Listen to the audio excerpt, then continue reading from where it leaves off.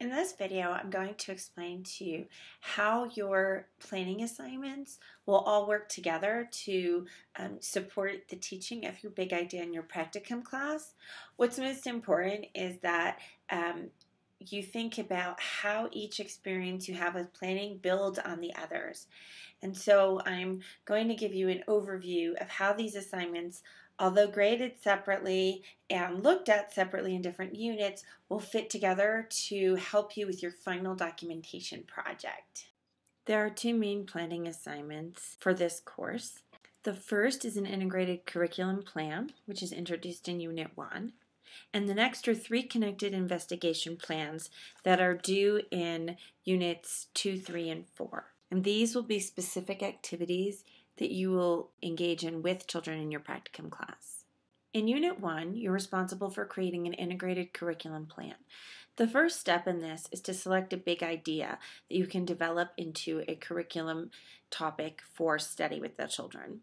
This topic must be science-focused, and it must be very broad in scope, appropriate for integrating curriculum across different areas of the classroom, such as different learning centers like dramatic play, art, sensory blocks, and building.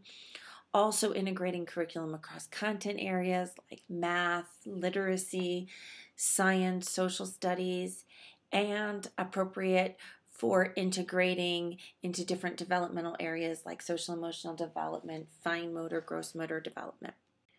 So certain big ideas that you might be able to consider are things like light, movement, sound, texture, balance, transformation, chain reactions, perspective, size, growth, power, sustainability, environment. And these are just some big ideas.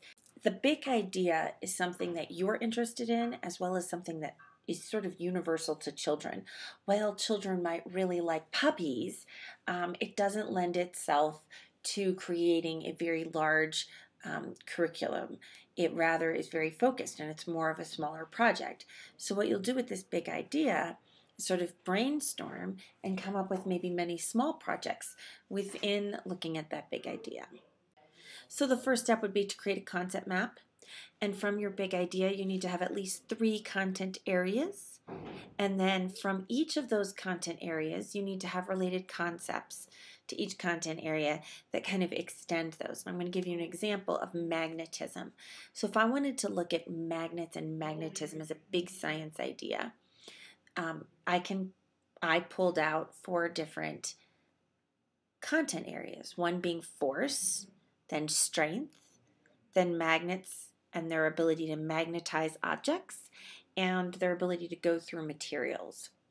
And so in thinking about that as a big idea, you'll see that there are different concepts off of these content areas, such as the idea of force, that some forces are that some magnets attract, others repel, that can happen, that different ends of a magnet can either attract or repel, and that some objects are not magnetic at all.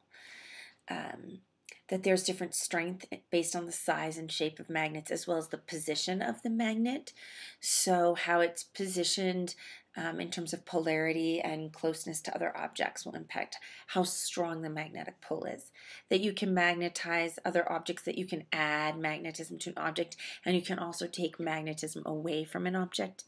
And that magnetism goes through materials can be looked at more specifically into experiments and investigations into how magnetic force travels through water, glass, wood, paper, sand, dirt, rice. And these are just a few ideas. So after you do that level of planning, you're going to create a learning center activity plan.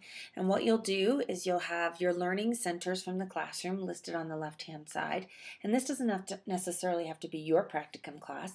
Some might have more or less learning centers, but it's really the general learning centers you would find in a classroom.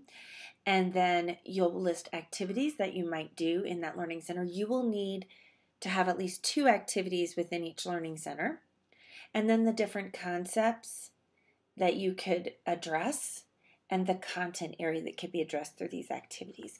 So I'm going to give you an example. Of course, this isn't fully complete this chart is not complete because it doesn't meet all the requirements. You'll have to actually look at the assignment in Unit 1 to get the details, but this is sort of the idea. So if you had a block area, you could use magnetic rods and balls to build things in your block area. You could also have blocks that have magnets on them and have magnetic wheels to make cars.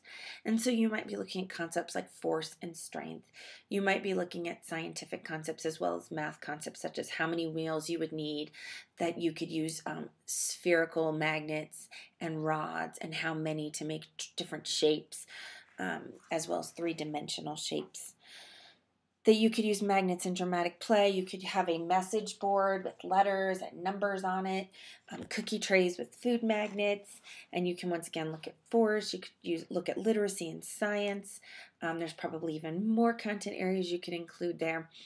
Sensory play, you could fill your sensory table with rice and different types of bottle caps of different colors, and you can use magnetic fishing rods with different strength magnets, and you can examine how magnetic force travels through things and the different strength of the magnets.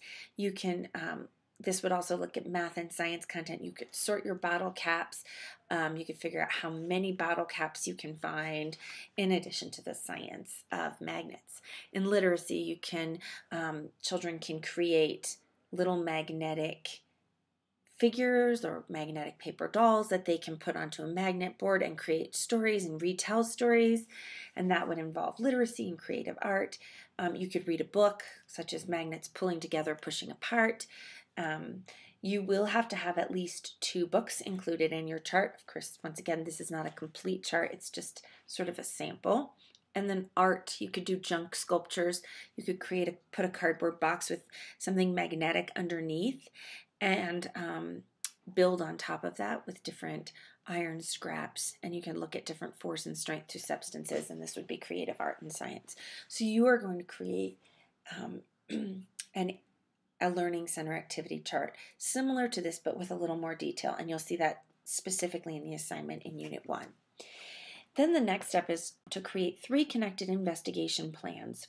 Investigation plans are what some of you might think of as lesson plans, but the idea of a lesson suggests that you have something specific that you're teaching to children rather than the investigation of certain materials guiding the experience. So in Unit 2, we're going to focus on science, and you will look at an investigation plan focused on scientific exploration. In Unit 3, you'll create an investigation plan that addresses mathematical concepts.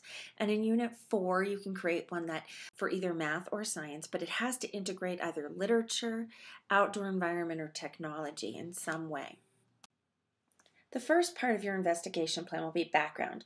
You want to include background information about your students' experiences. Do your students have any previous experience with this topic? How relevant is the topic to the children? What connections does this topic have to students' lives? And how can you help strengthen those connections? You also need to explain the environment.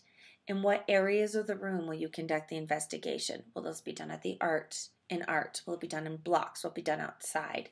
How will the children be grouped? Small group experiences are important. Sometimes you might start in a large group, read a book, and then break the class into smaller groups. Sometimes the children will get to choose if they want to join you. Sometimes they'll be chosen for the group.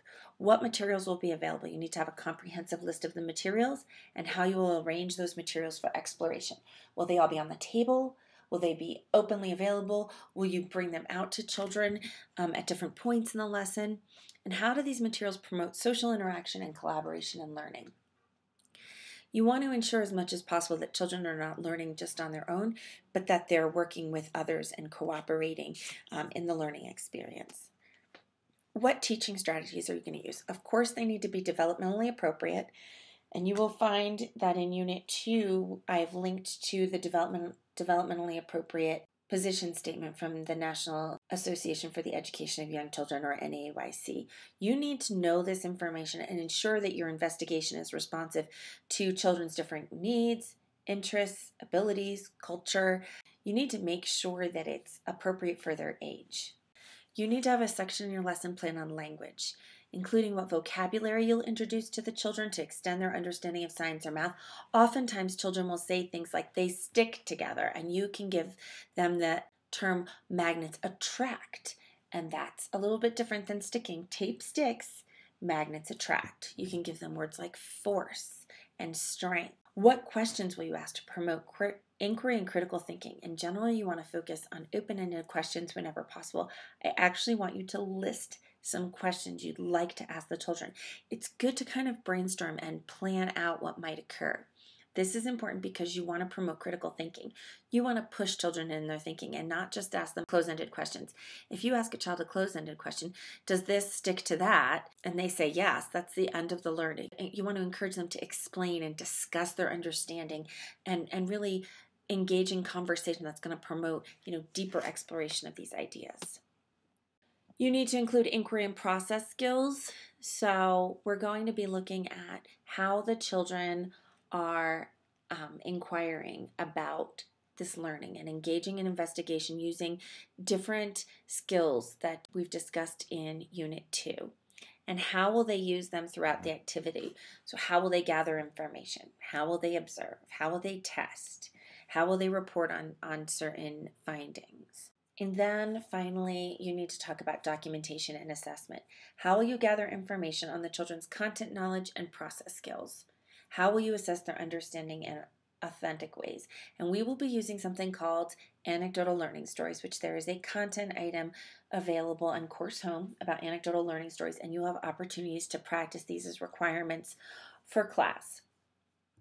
So as you can see, there's a lot of information that goes into the planning assignments, and they are embedded within the units as well as in the content item on planning assignments in Course Home. It's important that you keep up with your planning because most of your planning forms will be required that they be approved by both the instructor and the mentor teacher before setting a date to teach. You're going to be responsible for gathering the materials, presenting the investigation, and documenting the teaching and learning process. And documentation is another content item in Course Home that you'll have the opportunity to explore and get to know a little bit more about documentation. So this video is just an overview, but I want you to look at the more specific information provided within the units and content items in Course Home.